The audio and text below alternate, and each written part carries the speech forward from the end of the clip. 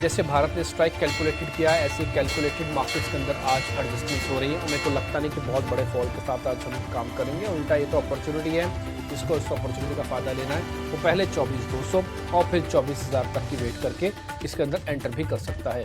185 share advances के साथ हैं, 1600 शेयरों का डिक्लाइंस है। बताने के लिए सफिशिएंट है कि आज कमज़ोर शुरुआत तो हुई है, मिड कैप और स्मॉल कैप में भी हुई है, आधे % की गिरावट के साथ हुई है। देखिए निफ्टी ने अभी तक ओपनिंग का झटका झेल लिया है और उसने 24,200 को पार नहीं किया नहीं है। हाँ, इंडिया विक्स अभी 2-2.5% ऊपर पहुंचा है। मैंने आज आपको बताया था आज निफ्टी को ना देखना, आज विक्स को देखना। विक्स शुरुआत में करीब 3-3.5% ऊपर है। इसका मतलब ना तो एवरेज करना है, ना ही कोई बड़ा फैसला लेना है, ना ही पोजीशंस बढ़ानी है, ना ही कुछ करना है। जो है उसी को संभालो फिलहाल के लिए। विक्स को थोड़ा कूल डाउन होने दो, आप अपने आप काम करोगे। बॉस 20 के विक्स पे मैं और आप, कम से कम रिटेलर्स की इतनी हिम्मत नहीं होती है। देखते देखते बैंक निफ्टी ने अपनी सारी गिरावट खत्म कर ली और आज ये ऊपर आ गया।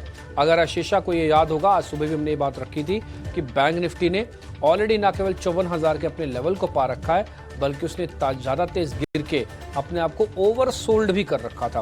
पुट कॉल रेशियो अगर आप चेक करेंगे तो उसका 86 बनता है, जो कि ओवरसोल्ड की कैटेगरी में है।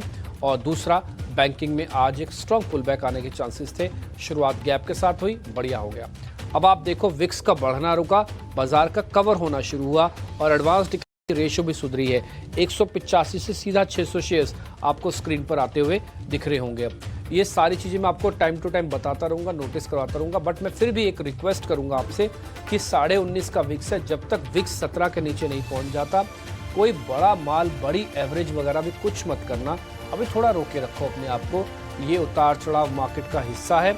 आप स्विंग में प्रोफेशनली ट्रेंड हो तो ठीक है, अदरवाइज आप आंख बंद करके सिर्फ बाय या सेल करते हो तो वो ये बाजार वैसा नहीं है। स्टॉक स्पेसिफिक काम करना, खबर वाले शेयरों पे ज़्यादा काम करना। अब आ जाते हैं जरा आज के टॉप गेनर्स कौन कौन से हैं। जैसे शुरुआत में आपको पता है यूनाइटेड स्पिरिट्स ऊपर है, BSC दिखाते जाओ स्क्रीन पर फटाफट से। BSC, हिंडाल्को, भारत फोर्ज और इंडस टावर, ये कुछ एक शेयर्स हैं जहां पर आज आपको शुरुआती बढ़त देखने को मिल रही है। और सब में बढ़त कईयों में तो आधे % गया, कईयों में 2-2.5%, 3% तक भी पहुंच चुकी है। इसके अलावा मैं अगर और कैटेगरी चेक करूं जिसको मिड कैप कैटेगरी कहते हैं, उसमें अगर आप देखेंगे तो पेटीएम भी आप शामिल होगा 2.5%। आज पिरामिड एंटरप्राइजेस के अंदर भी शुरुआती बढ़त अच्छी है, करीब 3% के आसपास की, ये भी आप नोटिस कीजिएगा। इसके अलावा वेल्सपन लिविंग 3% ऊपर, KPR मिल्स 5.5% ऊपर आज ये शेयर्स हैं। CCL प्रोडक्ट, कल तो इसके नंबर्स आए थे, कल तो ठीक था, लेकिन आज प्रॉफिट बुकिंग करा रहा है। आज इसमें गिरावट करीब 3-3.5% की है। इसके अलावा कंसाई नेरोलैक आज 2.5% नीचे है। ये कुछ एक और शेयर्स हैं जो आज नोटिसेबल शेयर्स हैं, इस पे आप ध्यान रख सकते हैं। 200 पॉइंट की बढ़त के साथ बैंक निफ्टी ने ना केवल अपने 54,000 के लेवल पे टच करके ये बताया कि देखिए यहाँ पे बिल्कुल मेरा सेफ जोन है, मैं यहीं पे आना चाहता था, आ गया और वहीं से ही स्ट्रॉन्ग पुल बैक है। अगर आपको याद होगा, हमने आपको एक्सपायरी के लेवल की कैलकुलेशंस करके बताई थी कि हमारे हिसाब से 54,000 आना चाहिए था, लेकिन ये 1,000-1,500 पॉइंट ज़्यादा ही चल गया। और हमने उस लैंग्वेज में भी आपको बताया था कि एक नए ऑर्बिट में आ गया है, उस ऑर्बिट के अंदर से वापस। अगर आप 1 मिनट के लिए मेरा स्क्रीन वाला चार्ट दिखा सकते हैं तो मैं बैंक निफ्टी के बारे में थोड़ा और आपको बता पाऊंगा। एक बार अगर मेरी स्क्रीन जहाँ पे मैंने बैंक निफ्टी डाला है, एक बार जरा वो दिखा देगा, फिर हम हीट मैप दिखाना शुरू करेंगे। जल्दी जल्दी सारा काम कीजिएगा और उसके बाद हीट मैप के बाद ट्रेडिंग कॉल्स आएंगे। ये वही ऑर्बिट है जो मैंने आपको पहले भी नोटिस कराया था कि 54,000 तक आना चाहिए इस लाइन तक, लेकिन जोर का झटका ऐसा लगा डेरिवेटिव एक्सपायरी का कि एक नए ऑर्बिट में आ गया, लेकिन ये ऑर्बिट इसको संभाल नहीं पाया। फाइनली ये उसी जगह पर आके टिक गया है जहां पर इसको आना चाहिए था, यानी 54,000 आज के समय के हिसाब से इसकी फेयर वैल्यू बनती है। अब जो करेगा आगे करेगा और डाटा के हेल्प से करेगा, लेकिन जो इन्फ्लेशन वाला हिस्सा था, फालतू की तेजी थी, वो काफ़ी हद तक मार्केट ने एडजस्ट कर दी है। अब इसको हटा दो आप। अब हीट मैप ले आओ स्क्रीन पर, हीट मैप फटाफट से दिखाते जाओ। पहले निफ्टी का आएगा, फिर बैंक निफ्टी का आएगा, फिर अलग अलग सेक्टर्स आएंगे, वो आपकी स्क्रीन पर नोटिस होता जाएगा। निफ्टी IT इंडेक्स में आज दम नहीं है और वैसे भी FTA का जो बेनिफिट है वो IT कंपनीज को बहुत बड़ा नहीं मिलेगा, है ना। US के FTA के साथ मिलेगा, UK के साथ नहीं मिलेगा।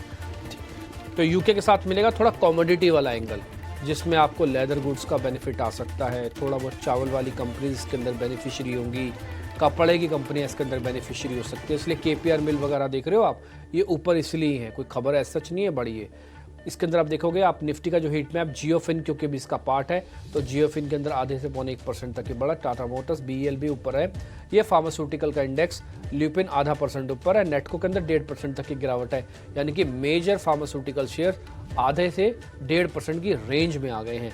निफ्टी IT इंडेक्स ध्यान रखिए, इसमें TCS का बिजनेस सबसे अच्छा है अगर आप यूरोप के हिसाब से भी देखेंगे तो, लेकिन क्योंकि डायरेक्ट बेनिफिशियरी FTA के IT कंपनीज नहीं बनेगी, इसलिए तेज़ रिएक्शन IT कंपनीज पे नहीं आ रहा। एक जैसे मार्केट का रिएक्शन है वैसे ही उसका भी रिएक्शन है। FMCG के अंदर रेडिको, यूनाइटेड ब्रीवरीज, ये जो लिकर कंपनीज हैं ये बेनिफिशियरी हैं। वरुण बेवरेजेस और मैरिको जैसी कंपनीज भी आज थोड़ा ऊपर दिख रही हैं। रियल एस्टेट के अंदर ओबरॉय रियल्टी ऊपर, और सबसे ज़्यादा टूटने वाला शेयर बना है शोभा डेवलपर्स, जिसमें आधे % तक का नुकसान है। ये मेटल्स के अंदर आपको मेटल्स का मूव अच्छा आएगा क्योंकि यूके के साथ हम लोग को कमोडिटी एक्सचेंजेस में काफ़ी बेनिफिट मिलेगा, तो इसलिए मेटल्स के अंदर मूव आना स्वाभाविक था और अभी रहा है। इसके अलावा ऑटो के अंदर भी बेनिफिशियरी होंगे आप। ऑटो एंसिलरीज का गढ़ यूरोप भी है और हम भी हैं, ऐसा नहीं है, लेकिन हम दूसरे तरह के प्रोडक्ट्स के साथ हैं। उनका थोड़ा सा लग्जरी और हाई एंड प्रोडक्ट का एंसिलरीज मार्केट काफ़ी बड़ा है, तो इन दोनों को बेनिफिशियरी होगा आपस में एक्सचेंज करने पे, क्योंकि ये FTA फ्री ट्रेड एग्रीमेंट का मतलब जीरो टैक्सेशन एग्रीमेंट होते हैं टिपिकली।